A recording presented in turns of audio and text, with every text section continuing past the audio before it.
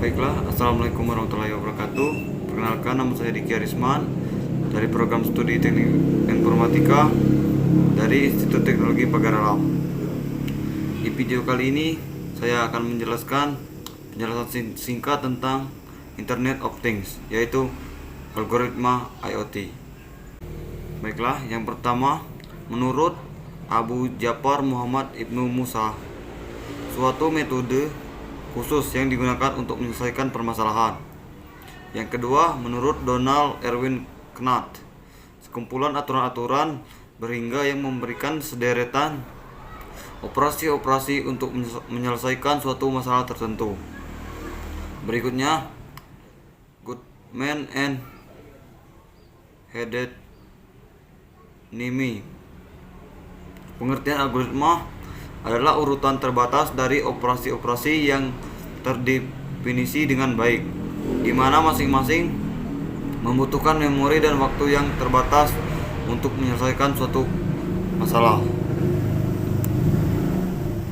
Berikutnya, menurut Seymour Lipkatz dan Mars Lipson, pengertian algoritma adalah suatu daftar langkah demi langkah yang terhingga dari instruksi-instruksi yang terdefinisikan dengan jelas yang digunakan untuk memecahkan permasalahan tertentu. Berikutnya, menurut Marvin Minsky, pakar Artificial Intelligence, pengertian algoritma adalah seperangkat aturan yang memberitahukan kepada kita dari waktu ke waktu, tepatnya bagaimana untuk bertindak. Berikutnya, menurut Andrei Markov, ahli matematika dari Rusia, pengertian algoritma itu adalah hal umum untuk dipahami sebagai suatu keputusan yang tepat untuk mendefinisikan proses komputasi yang mengarahkan dari data awal hingga hasil yang diinginkan.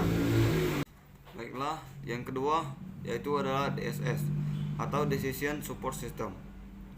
Decision Support System adalah sistem berbasis komputer yang dapat digunakan untuk membuat keputusan tentang hasil identifikasi. DSS ini berhubungan dengan pembuatan keputusan dalam hal manajemen, operasi, dan perencanaan. Dalam membuat keputusan, sistem pendukung dirancang sepenuhnya secara terkomputerisasi dengan manusia atau kombinasi dari kedua sistem.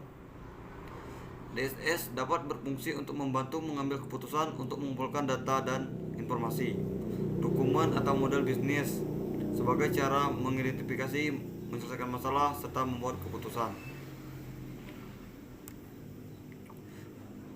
Yang berikutnya adalah algoritma analytical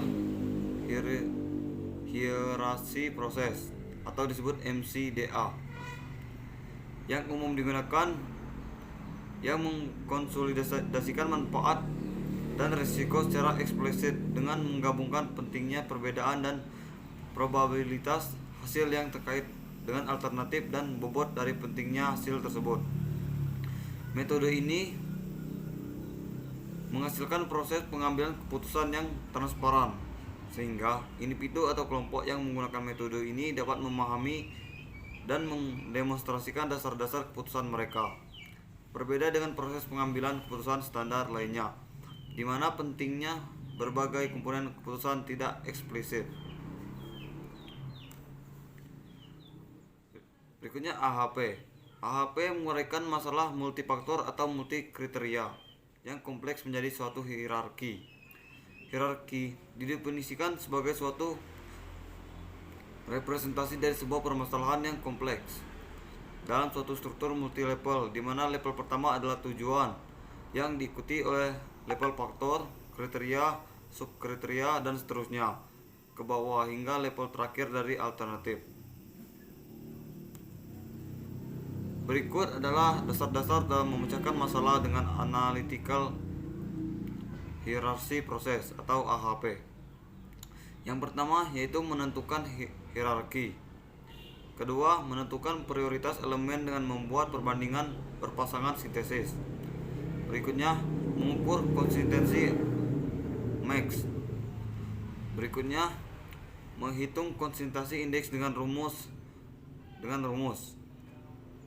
Berikutnya lagi, hitung rasio indeks dengan rumus CR kemudian CI per IR. Baiklah, itulah penjelasan singkat dari saya. Kurang dan lebihnya mohon maaf. Saya akhiri. Wassalamualaikum warahmatullahi wabarakatuh.